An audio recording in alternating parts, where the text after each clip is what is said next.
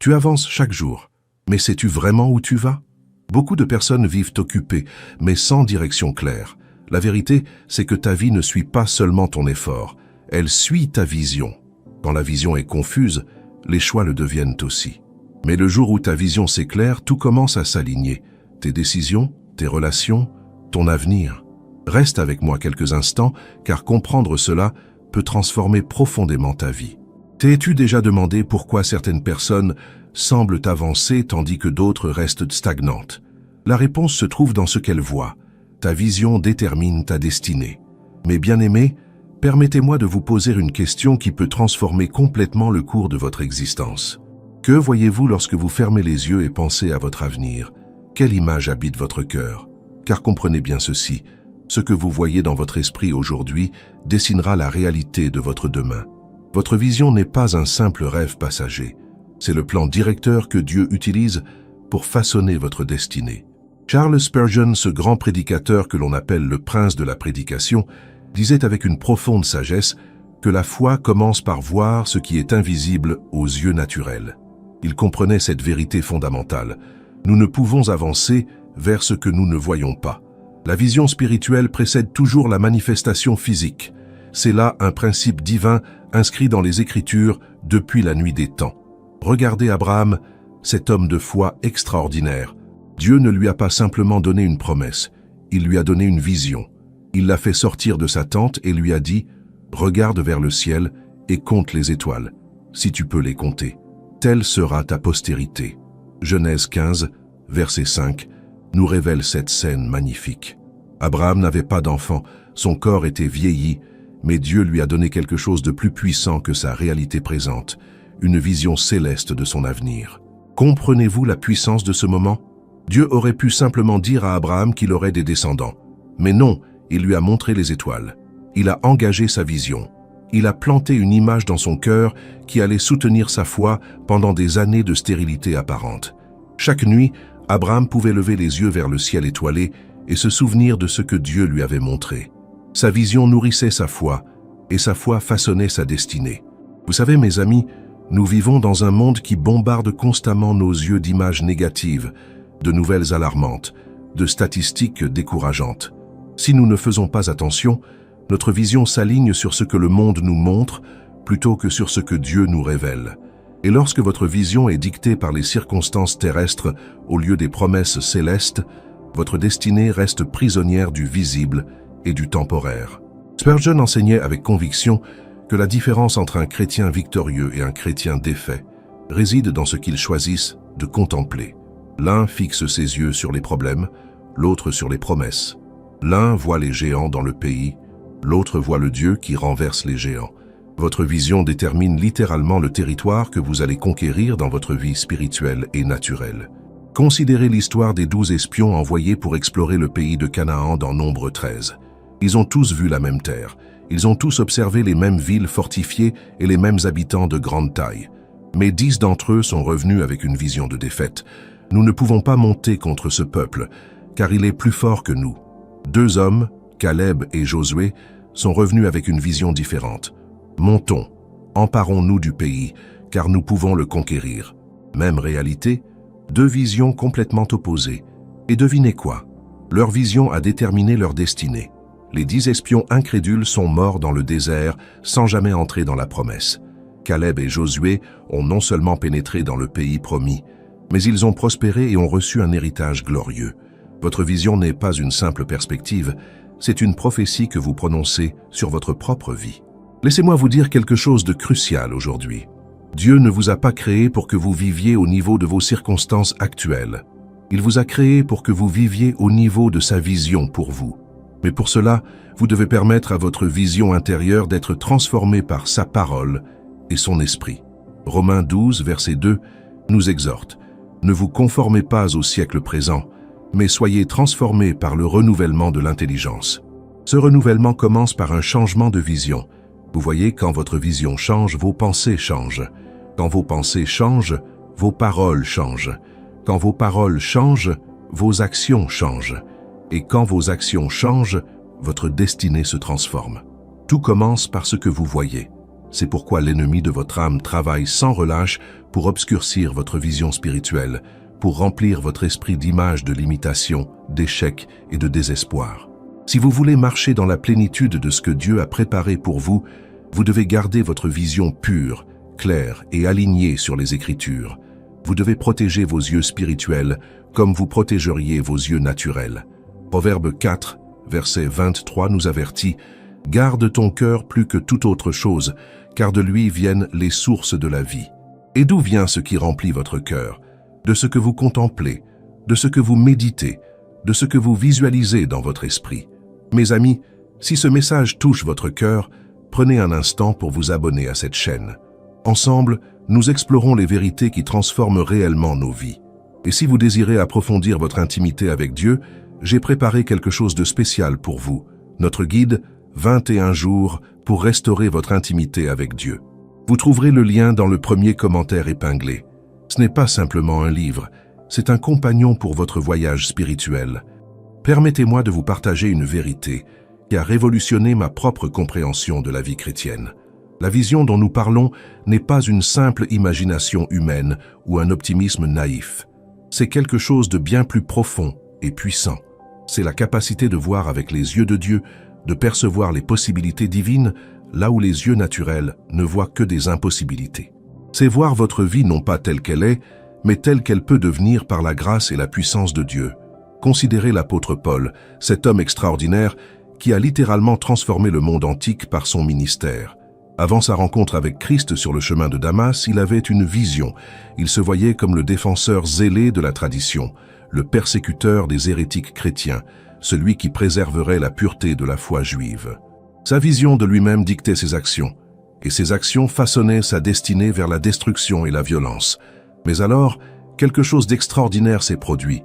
Sur cette route poussiéreuse vers Damas, une lumière céleste l'a aveuglé physiquement, et paradoxalement, cette cécité temporaire a ouvert ses yeux spirituels. Acte 9 nous raconte cette transformation stupéfiante. Pendant 3 jours, Paul est resté dans les ténèbres physiques, mais dans son esprit, une nouvelle vision prenait forme. Dieu lui montrait non pas ce qu'il était, mais ce qu'il allait devenir. Quand Ananias est venu imposer les mains sur lui, Paul a reçu bien plus que la guérison de sa cécité. Il a reçu une vision nouvelle et transformatrice de son identité et de son appel. Il n'était plus Saul le persécuteur, il était Paul l'apôtre des nations. Cette nouvelle vision a complètement réorienté sa vie. Tout a changé, ses priorités, ses relations, ses ambitions, sa destination finale. Voilà ce qui se passe quand Dieu transforme votre vision. Vous ne pouvez plus continuer dans l'ancienne direction. La nouvelle vision crée une sainte insatisfaction avec le statu quo. Elle génère un désir ardent d'avancer vers ce que Dieu vous a montré.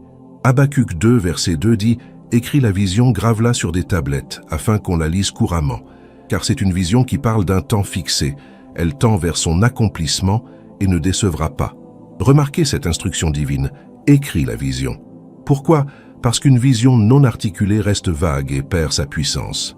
Quand vous prenez le temps de clarifier ce que Dieu vous montre, quand vous le mettez par écrit, quand vous le déclarez avec foi, cette vision commence à exercer une influence magnétique sur votre vie. Elle attire les ressources, les personnes et les opportunités nécessaires à son accomplissement. Mais attention, mes bien-aimés, car il existe aussi de fausses visions. L'ennemi est un maître contrefacteur. Il peut vous montrer des images séduisantes qui ne viennent pas de Dieu. Il peut vous inspirer des ambitions qui semblent nobles, mais qui vous détournent du plan divin. C'est pourquoi toute vision doit être testée à la lumière des Écritures. Si votre vision vous éloigne de Christ, si elle nourrit votre orgueil plutôt que sa gloire, si elle exige la compromission de vos valeurs chrétiennes, alors cette vision ne vient pas du trône de Dieu. La vraie vision divine possède certaines caractéristiques distinctives. Premièrement, elle glorifie Dieu et non pas vous-même. Deuxièmement, elle bénit les autres et pas seulement votre propre confort. Troisièmement, elle requiert la foi car elle dépasse vos capacités naturelles. Quatrièmement, elle s'aligne parfaitement avec les principes bibliques. Et cinquièmement, elle apporte une paix profonde dans votre esprit malgré les défis qu'elle présente. Prenons l'exemple de Joseph dans le livre de la Genèse. Dieu lui a donné des rêves dans sa jeunesse, des visions de grandeur et d'autorité. Genèse 37 nous raconte comment il a vu les gerbes de ses frères se prosterner devant la sienne, comment le soleil, la lune et 11 étoiles se prosternèrent devant lui. Ces visions étaient authentiquement divines, mais leur accomplissement a nécessité un parcours incroyablement difficile. Joseph a été vendu comme esclave, faussement accusé, emprisonné injustement. Pendant des années, la réalité visible contredisait totalement la vision qu'il avait reçue. Mais voici la clé. Il a gardé cette vision vivante dans son cœur. Il ne l'a pas abandonnée malgré les circonstances contraires. Et finalement, au temps de Dieu, cette vision s'est manifestée avec une précision stupéfiante. Joseph est devenu le second personnage le plus puissant d'Égypte, et ses frères se sont effectivement prosternés devant lui. Cette histoire nous enseigne une leçon capitale. Le chemin entre la vision et sa manifestation est rarement une ligne droite. Il y aura des détours, des retards, des épreuves qui sembleront contredire ce que Dieu vous a montré.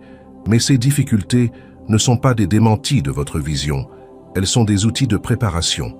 Dieu vous prépare pour porter la vision que vous avez reçue. Imaginez si Joseph était devenu premier ministre d'Égypte directement depuis la maison de son père, sans passer par l'esclavage et la prison. Aurait-il eu la maturité, l'humilité, la sagesse et le caractère nécessaire pour gérer une telle responsabilité? Probablement pas. Les années difficiles n'ont pas détruit sa vision. Elles l'ont préparé à la vivre pleinement. Elles ont transformé un jeune homme arrogant en un leader sage et compatissant. Votre vision divine fonctionne de la même manière. Elle vous attire vers votre destinée, mais le voyage lui-même fait partie du plan de Dieu. Chaque obstacle que vous rencontrez, chaque porte qui se ferme, chaque délai frustrant, tout cela contribue à vous façonner en la personne capable de porter la vision jusqu'à son accomplissement total. Romains 8, verset 28, nous assure que toute chose concourt au bien de ceux qui aiment Dieu, de ceux qui sont appelés selon son dessein. Alors aujourd'hui, je vous pose cette question essentielle. Quelle vision portez-vous dans votre cœur? Est-elle assez grande pour nécessiter l'intervention de Dieu? Est-elle assez claire pour diriger vos décisions quotidiennes? Est-elle assez inspirante pour vous faire persévérer dans les moments difficiles? Si votre vision ne vous fait pas sortir de votre zone de confort, si elle ne vous fait pas dépendre totalement de Dieu, alors peut-être avez-vous besoin de demander à Dieu de l'élargir et de l'approfondir. Mes bien-aimés, nous devons maintenant explorer un aspect crucial de cette vérité. Comment cultiver et protéger la vision que Dieu nous donne? Car voyez-vous, recevoir une vision divine n'est que le commencement. La maintenir vivante, la nourrir et la protéger contre les assauts de l'ennemi et les doutes de notre propre esprit, voilà où se trouve le véritable combat spirituel. Votre vision détermine votre destinée, mais vous devez devenir le gardien vigilant de cette vision précieuse. Pensez à un jardinier qui reçoit des graines précieuses d'une plante rare et magnifique. Ces graines contiennent en elles le potentiel d'une beauté extraordinaire. Mais ce potentiel ne se réalisera que si le jardinier prépare le sol, plante les graines à la bonne profondeur, les arrose régulièrement, enlève les mauvaises herbes et protège les jeunes pousses des intempéries. La vision que Dieu vous donne fonctionne exactement de la même manière. Elle contient un potentiel divin, mais vous devez créer l'environnement spirituel nécessaire à son épanouissement. La première chose que vous devez comprendre, c'est que votre vision a besoin de nourriture quotidienne. Vous ne pouvez pas simplement recevoir une vision et ensuite l'ignorer pendant des semaines ou des mois. Proverbe 29, verset 18 déclare « Quand il n'y a pas de vision, le peuple est sans frein. Sans vision constamment renouvelée et réaffirmée, nous dérivons naturellement vers la médiocrité et la complaisance. Nous avons besoin de revisiter régulièrement ce que Dieu nous a montré. Comment nourrissez-vous votre vision? Premièrement, par la méditation constante de la parole de Dieu. Les Écritures sont le terreau fertile dans lequel toute vision divine doit être plantée. Psaume 1, verset 3 nous dit que celui qui médite la loi de l'Éternel jour et nuit est comme un arbre planté près d'un cours d'eau qui donne son fruit en sa saison et dont le feuillage ne se flétrit point. Tout ce qu'il fait lui réussit. Quand vous saturez votre esprit de la parole, votre vision reste fraîche, claire et puissante. Deuxièmement, vous nourrissez votre vision par la prière fervente et persévérante. La prière n'est pas simplement une liste de demandes que vous présentez à Dieu. C'est une communion intime, où votre cœur s'aligne avec le cœur du Père, où votre vision se clarifie et s'approfondit, où vous recevez la force et la sagesse pour le prochain pas. Jérémie 33, verset 3 nous invite « Invoque-moi et je te répondrai. Je t'annoncerai des choses grandes, des choses cachées que tu ne connais pas. » Dans la prière, Dieu révèle les détails de votre vision que vous n'aviez pas encore perçus, Troisièmement, vous devez vous entourer de personnes qui comprennent et soutiennent votre vision. C'est là un point absolument crucial que beaucoup négligent à leur détriment. Si vous passez la majorité de votre temps avec des gens qui se moquent de vos rêves, qui minimisent vos aspirations spirituelles, qui vous encouragent à vous contenter de moins que ce que Dieu vous a montré, alors votre vision s'affaiblira inévitablement. Proverbe 13, verset 20 nous avertit « Celui qui fréquente les sages devient sage, mais celui qui se plaît avec les insensés s'en trouve mal. » Regardez comment Néhémie a protégé sa vision de reconstruire les murailles de Jérusalem. Quand les moqueurs et les opposants ont essayé de le décourager, quand Sanballat et Tobija ont ridiculisé son projet, Néhémie n'a pas abandonné sa vision. Il ne s'est pas assis avec eux pour débattre de la faisabilité de son rêve. Non, il a rassemblé autour de lui des hommes et des femmes qui partagèrent sa vision, et ensemble, ils ont accompli l'impossible en 52 jours. Néhémie 6, verset 15, raconte cet exploit remarquable qui a stupéfié tous leurs ennemis. Mais écoutez-moi bien, mes amis. La plus grande menace contre votre vision ne vient pas toujours de l'extérieur. Parfois, le plus grand ennemi de votre vision, c'est votre propre esprit non renouvelé, vos propres doutes et vos propres peurs. Combien de visions magnifiques sont mortes, non pas à cause de l'opposition externe, mais à cause du découragement interne? Combien de destinées glorieuses n'ont jamais été réalisées parce que la personne a permis à la peur de l'échec d'étouffer la vision que Dieu avait plantée dans son cœur? C'est pourquoi Josué 1, verset 9 est si important. Ne t'ai-je pas donné cet ordre? Fortifie-toi et prends courage. Ne t'effraie point et ne t'épouvante point, car l'Éternel, ton Dieu, est avec toi dans tout ce que tu entreprendras. Dieu savait que Josué aurait besoin de courage, pas une seule fois, mais continuellement. Le courage n'est pas l'absence de peur, c'est le choix de poursuivre votre vision malgré la peur. C'est décider que ce que Dieu vous a montré est plus grand que les obstacles que vous voyez. Permettez-moi de vous dire quelque chose de très pratique. Si vous voulez vraiment que votre vision transforme votre vie et votre destinée, vous devez prendre des décisions concrètes aujourd'hui qui l'alignent avec cette vision. Vous ne pouvez pas continuer à vivre exactement comme vous avez toujours vécu et vous attendre à ce que votre vie change miraculeusement. La vision sans action reste un simple rêve. Jacques 2, verset 17, nous enseigne que la foi sans les œuvres est morte. De même, la vision sans action correspondante reste stérile. Quelles actions devez-vous entreprendre? Cela dépend de la vision spécifique que Dieu vous a donnée. Si Dieu vous a montré un ministère futur, commencez à servir fidèlement là où vous êtes maintenant. Si vous avez reçu une vision de restauration familiale, commencez à prier et à agir différemment dans vos relations dès aujourd'hui. Si votre vision concerne une entreprise ou un projet, commencez à acquérir les compétences et les connaissances nécessaires. Faites le premier pas, même s'il semble petit et insignifiant.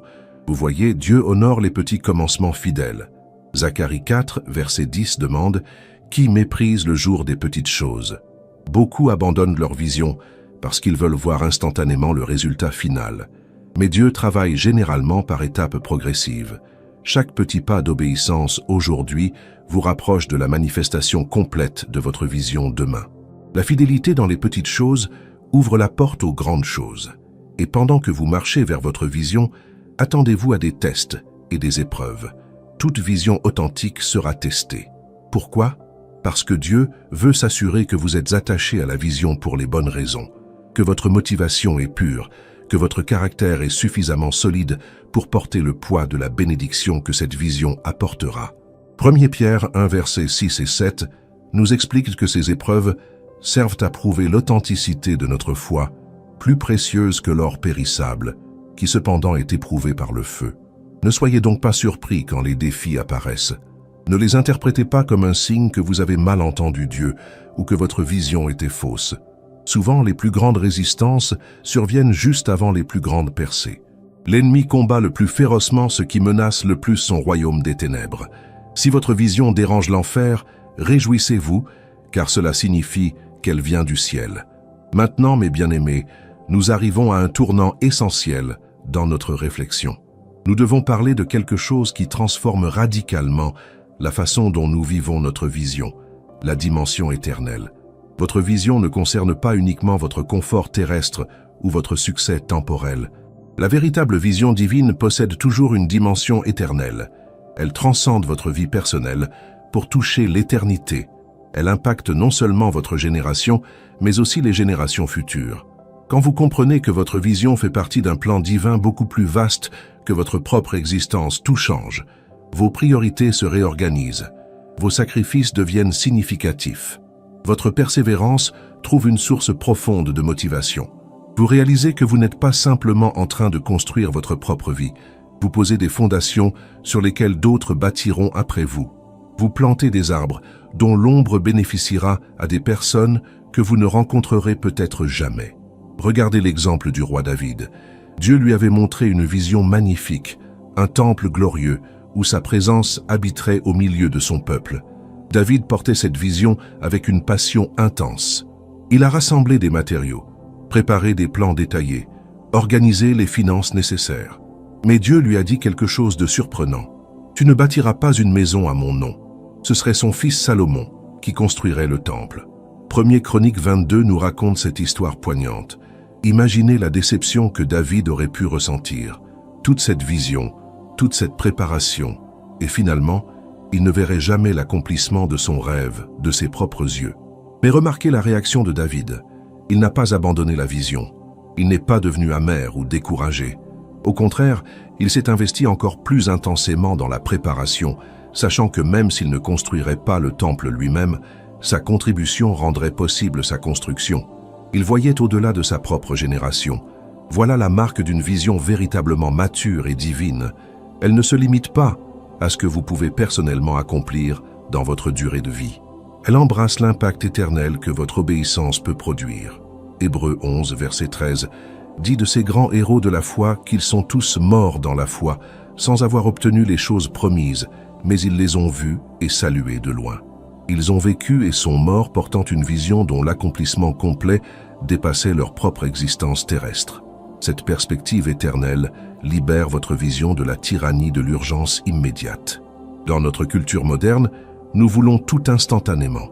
Nous vivons dans l'ère de la gratification immédiate. Mais les visions divines les plus puissantes se déploient souvent sur des décennies, voire des générations. Quand vous acceptez cela, vous cessez de vous épuiser en essayant de tout accomplir immédiatement. Vous trouvez un rythme durable, une paix profonde, sachant que Dieu accomplit son œuvre selon son calendrier parfait. Mais attention, cette vision éternelle ne vous excuse pas de l'action présente.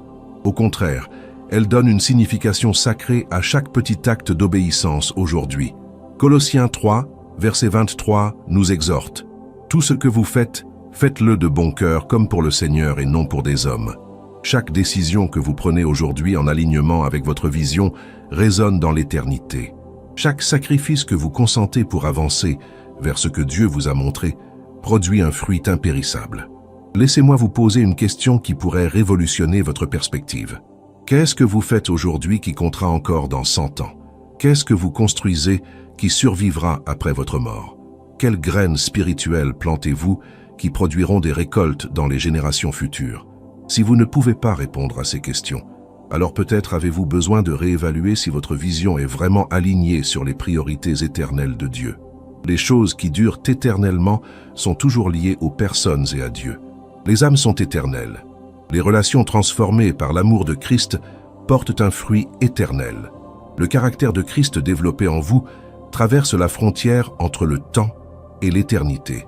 Alors si votre vision se concentre uniquement sur l'accumulation de possessions matérielles, sur l'obtention de positions prestigieuses, sur la construction d'un empire personnel, vous investissez dans ce qui périra.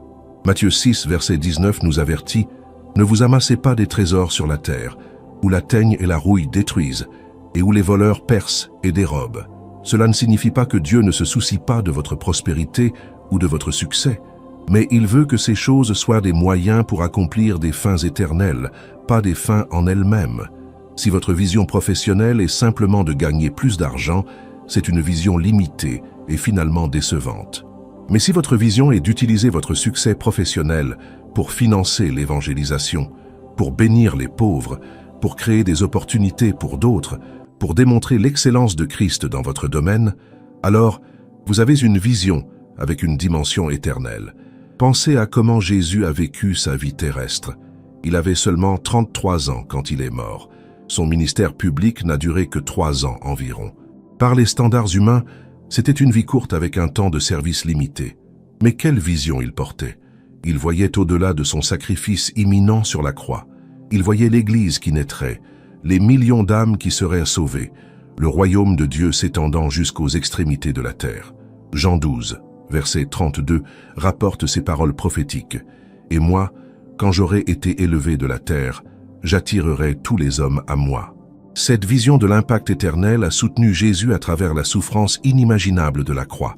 Hébreux 12, verset 2 nous dit qu'il a, en vue de la joie qui lui était réservée, a souffert la croix, méprisé l'ignominie et s'est assis à la droite du trône de Dieu. Il pouvait endurer l'agonie présente parce qu'il voyait la gloire future. Il pouvait accepter la honte temporaire parce qu'il voyait le salut éternel de multitudes innombrables. Votre vision doit fonctionner de la même manière. Elle doit être assez grande, assez inspirante, assez significative pour vous donner le courage d'endurer les difficultés présentes. Si votre vision ne concerne que votre confort immédiat, elle s'effondrera dès la première vraie opposition. Mais si votre vision est ancrée dans les desseins éternels de Dieu, si elle concerne l'avancement de son royaume et la transformation des vies pour sa gloire, alors rien ne pourra l'arrêter. Les portes de l'enfer ne peuvent prévaloir contre une vision donnée par Dieu et portée par une foi inébranlable. Alors aujourd'hui, je vous encourage à élever votre regard. Cessez de vous concentrer uniquement sur vos besoins immédiats et vos désirs temporels. Demandez à Dieu de vous montrer la dimension éternelle de votre vie. Demandez-lui comment votre carrière, votre famille, vos talents, vos ressources peuvent servir ces desseins éternels. Quand vous commencerez à voir votre vie à travers cette lentille éternelle, votre vision se transformera, et avec elle, votre destinée tout entière. Mes bien-aimés, nous voici arrivés au terme de ce message qui, je l'espère, a touché profondément votre cœur. Rappelez-vous cette vérité fondamentale. Votre vision détermine véritablement votre destinée et transforme votre vie. Ce n'est pas simplement une belle phrase inspirante, c'est un principe spirituel gravé dans les Écritures et confirmé par l'expérience de tous ceux qui ont marché avec Dieu à travers les siècles. Alors, prenez un moment aujourd'hui pour vous arrêter et réfléchir. Quelle vision portez-vous? Est-elle alignée sur les desseins de Dieu pour vous? Si oui, nourrissez-la, protégez-la, agissez selon elle. Si vous réalisez que votre vision a besoin d'être renouvelée ou clarifiée, tournez-vous vers Dieu dans la prière. Il est fidèle pour vous révéler ce qu'il a préparé pour votre vie. Je vous remercie sincèrement d'avoir pris le temps de regarder cette vidéo jusqu'au bout. Si ce message vous a béni, n'hésitez pas à vous abonner à notre chaîne pour continuer ce voyage spirituel ensemble. Laissez un commentaire pour partager ce que Dieu a déposé dans votre cœur. Mettez un like pour encourager d'autres à découvrir cette vérité transformatrice. Et si vous désirez aller plus loin dans votre marche avec Dieu, je vous invite à découvrir notre guide « 21 jours pour restaurer votre intimité avec Dieu ». Le lien se trouve dans le premier commentaire épinglé. Ce sera un outil précieux pour votre croissance spirituelle. D'autres vidéos apparaîtront bientôt sur votre écran pour continuer à nourrir votre foi. Que Dieu vous bénisse abondamment et qu'il accomplisse en vous la vision glorieuse qu'il a pour votre vie. À très bientôt.